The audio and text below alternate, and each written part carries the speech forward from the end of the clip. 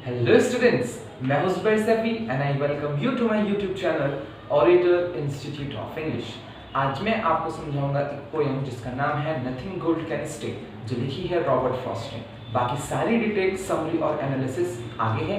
मिलते हैं एक्सप्लेनेशन के बाद।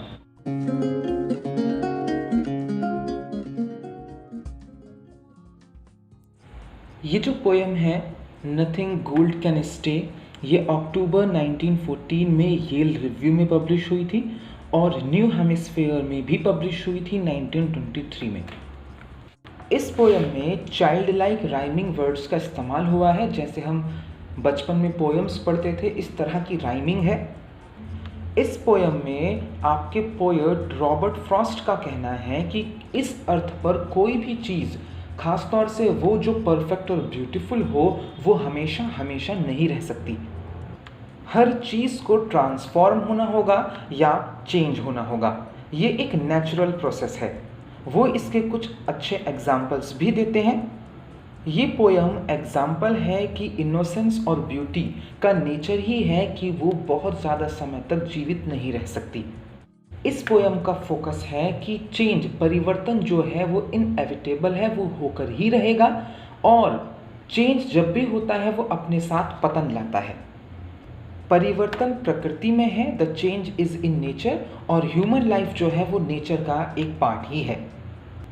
गोल्ड की जो फ्लीटिंगनेस है, फ्लीटिंगनेस कहते हैं अल्पायु, गोल्ड की जो फ्लीटिंगनेस है, और गोल्ड किसका सिंबल है? वेल्थ का। इस बात पर इस पोयम में ज़्यादा जोर दिया गया है कि वेल्थ जो है, जो पैसा है, वो ज़्यादा दिनों तक नहीं टिकता है। गोल्ड को होल्ड रखना बहुत डिफ़िकल्ट है। आप हमेशा हमेशा के लिए अमीर नहीं रह सकते, ये बहुत डिफ़िकल्ट काम है। प्रकृति एक पत्ती को पैदा करती है और वो पत्ती भी एग्जाम्पलरी तौर पर सिर्फ और सिर्फ 1 घंटे तक ही रह सकती है। 1 घंटे बाद पत्ती का वजूद धीरे धीरे डीके की तरफ बढ़ने लगता है, वो मुरझाने लगती है।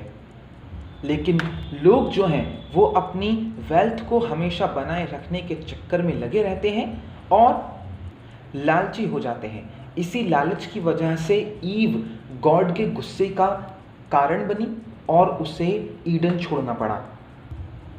ये पोयम रिमार्केबली तरीके से बहुत ही बेहतरीन एग्जाम्पल है कंडेंसेशन का, जैसे फायर एंड आइस थी। इसमें भी कम लाइनें हैं, सिर्फ 8 लाइनों की पोयम है, लेकिन हर एक लाइन में बहुत ही ज़्यादा एक्सप्रेशंस हैं। जैसा मैंने बताया था कि इसकी जो राइम स्कीम है वो बिल्कुल ऐसी है जैसे नर्सरी की राइमिंग स्कीम होती है। इस पोयम की जो राइम पैटर्न है वो है AA BB CC DD। ये पोयम 2 क्वार्ट्रेन्स में बटा है, यानी क्वार्ट्रेन्स कहते हैं 4-4 लाइनों को। ये 2 क्वार्ट्रेन्स में बटा हुआ है और वो जो क्वार्ट्रेन है उसमें 2 कॉपलेट्स हैं, यानी दोहे हैं। इस तरह से इसमें पूरे मिलाकर 4 दोहे हैं और इस तरह से 8 लाइनें बनती हैं। इस पोयम की थीम है लाइफ एंड डेथ। सारी अच्छी और खूबसूरत चीज़ों को एक ना एक दिन खत्म होना ही है। हर वस्तु ट्रांजिटरी है, यानी क्षणभंगुर है। अगर किसी को ये पता चल जाए कि ये सारी की सारी चीज़ें सिर्फ टेम्प्रेरी हैं, तो वो अपने पास जितनी भी चीज़ें हैं उनको ज़्यादा अप्रिशिएट करेगा और अपनी लाइफ के एक एक मोमेंट को एंजॉय करने की कोशिश करेगा। अब हम इसकी लाइन्स पढ़ते हैं। Nature's first green is gold, her hardest hue to hold, her early leaves a flower, but only so an hour, then leaf subsides to leaf, so Eden sank to grief, so dawn goes down today, nothing gold can stay। Nature का जो पहला green है वो gold है, यानी nature की जो पहली ग्रीनरी है वो हरी पत्तियां नहीं है, वो गोल्ड है, वो वेल्थ है। यानी हम लोगों का नेचर ही है कि हम वेल्थ के पीछे भागते हैं। हर हार्डेस्ट ह्यू टू होल्ड, और ये सबसे कठिन रंग है बनाए रखना। ह्यू रंग को बोलते हैं, यानी आप ग्रीनरी को बनाए रख सकते हैं नेचर की, लेकिन ये जो गोल्ड है, ये जो वेल्थ है, इसे अपने पास बनाए रखना सबसे मुश्किल काम है। जैसे कि किसी महान आदमी ने कहा था कि सफलता पर पहुंचना तो आसान है, लेकिन उसे बनाए रखना वो बहुत मुश्किल काम है। यही रॉबर्ट फ्रॉस्ट का मानना है कि वेल्थ को बनाए रखना और उसे बचाए रखना एक बेहद मुश्किल काम है, और ये सिर्फ और सिर्फ टेम्परेरी है।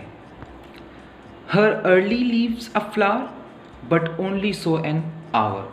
अब जब प्रकृति एक पत्ती बनाती है उससे फूल बनता है, लेकिन एक फूल की जो उम्र है वो सिर्फ 1 घंटा है। जी हाँ, 1 घंटे तक फूल खिला होता है, उसके बाद फूल का डिके स्टार्ट हो जाता है, फूल का पतन स्टार्ट हो जाता है।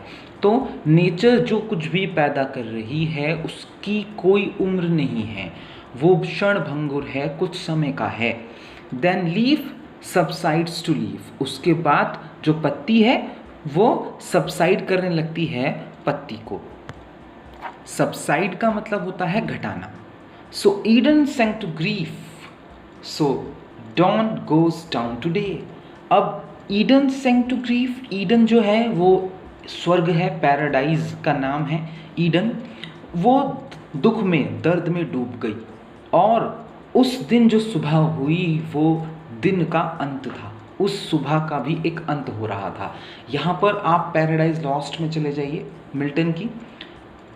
ईव से गलती हुई, ईव ने फॉरबिडन फ्रूट को खाया और उस वजह से एडम ने खाया, और उन दोनों को स्वर्ग को त्यागना पड़ा, और वो उस लालच में, उस वेल्थ, उस पावर के लालच में कहाँ पर आए? वो आए इस अर्थ पर।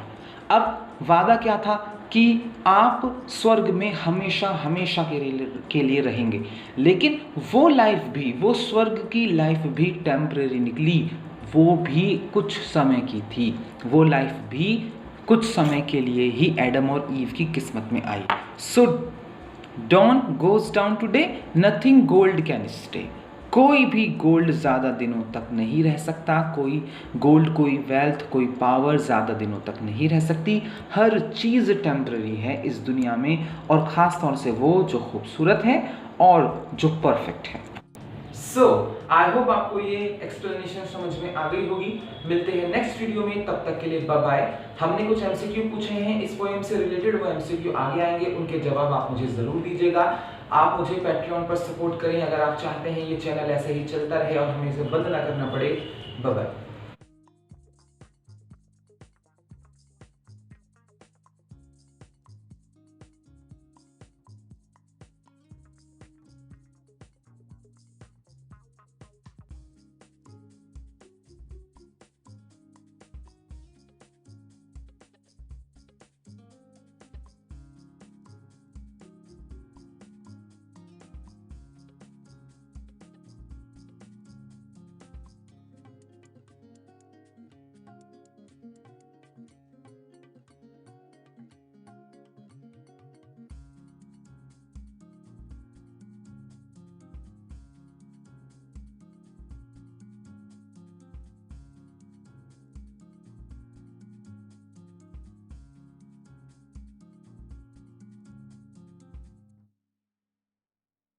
I know you told your friend you're not okay, and tell me what's wrong and why you never said you felt that way.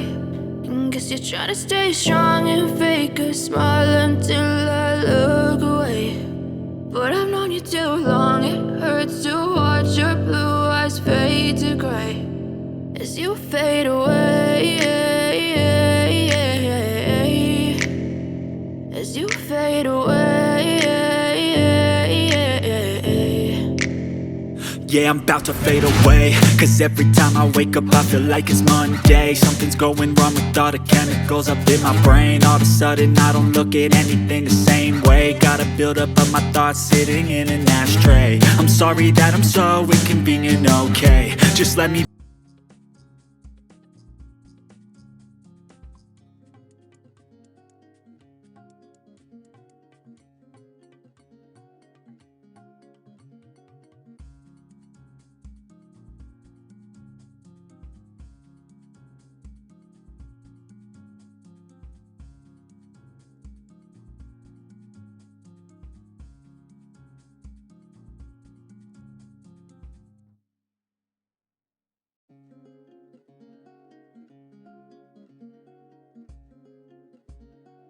Thank you.